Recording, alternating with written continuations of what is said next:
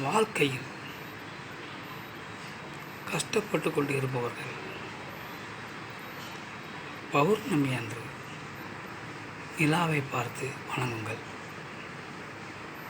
தினசரி சூரிய நமஸ்காரம் செய்யுங்கள். பௌர்ணமி அன்று ஒரு முறை கிரிவலம் சென்று வாருங்கள். தொழில் செய்பவர்களுக்கு தொழில்கள் மத்துவமாக இருக்கிறது, வாடிக்கையாளர்கள் குறைவாக இருக்கிறார்கள் என்றால் மக்கள்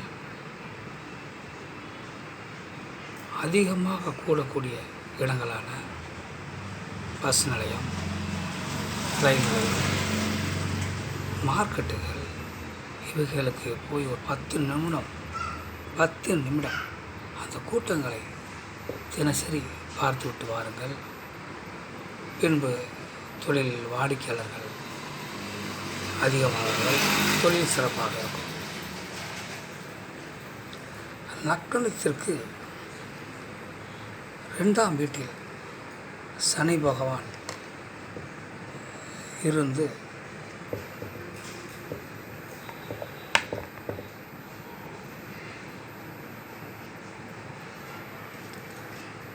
லக்னத்திற்கு 2ஆம் வீட்டில் சனி பகவான் இருந்தால் அந்த சாதகனுடைய குழந்தை அடுத்த வீட்டில் வளரும்.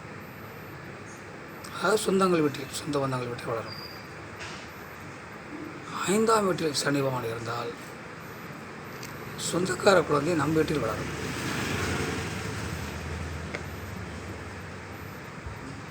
சனி பகவானை வலிமைப்படுத்த அந்நிய மொழி பாஷைகளை அடிக்கடி வீட்டில் பேசி வாருங்கள். அப்படி பேசினால் சனி பகவான் பலப்படுவார். அவர்னால் வரும் பிரச்சனைகள் குறையும். ராகு பகவானுடைய தசா காலத்தில் சாதகருக்கு கால் வலி, மூட்டு வலி ஏற்பட வாய்ப்புள்ளது. கவனமாக இருங்கள். கேது பகவான் தசா காலத்தில் தலைவலி, காது வலி, மூக்கு வலி, கண் வலி, கண் போன்ற பிரச்சனைகள் ஏற்பட வாய்ப்பு இருக்கிறது. கவனமாக இருங்கள். சந்திர பகவான், ராகு பகவான் நட்சத்திரத்தில் சுப கிரகங்கள் இருந்தால் அந்த சாதகன் நகைக்கடை வைத்து நகைக்கடை தொழில் செய்வான். மாற்றாக அசுப கிரகங்கள் இருந்தால் திருமணத்தில் தடை ஏற்பட வாய்ப்புள்ளது. கவனமாக இருக்க வேண்டும். தனுசு, மிதுனம் வீடுகளில் நல்ல கிரகங்கள் இருந்து குரு பகவான், புதன் பகவான் வலுவாக இருந்தால் திருமணம் நடக்கும். தனுசு, மீனம் பாதித்தால் காதல் திருமணம், தாமத திருமணம் போன்றவை நடைபெற வாய்ப்பிருக்கிறது. கணவன் மனைவியிடையே பிரச்சனை இருந்தால் திருக்குறள் புஸ்தகத்தை வீட்டில் வாங்கி வையுங்கள். ஏனென்றால் திருவள்ளுவரும் அவரது மனைவியும் அவ்வளவு நெருக்கமாக ஒற்றுமையாக வாழ்ந்தவர்கள்.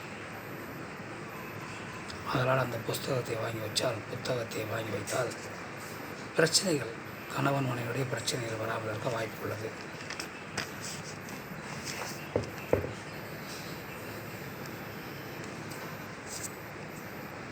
கணவன் மனைவி இருவரிடையே பிரச்சனையின்றி ஒற்றுமையாக வாழ வேண்டும் என்றால் வீட்டில் ஒரு ஃபெவிக்விக் வாங்கி வைத்துக் கொள்ளுங்கள். அதுவும் கணவன் மனைவியிடையே பிரச்சனையின்றி வாழ வழிவகை செய்யும்.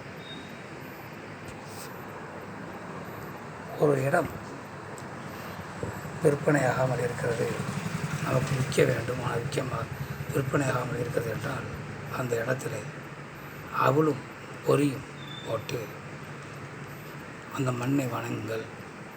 அந்த இடம் விரைவாக விற்க வழிபிறக்கும்.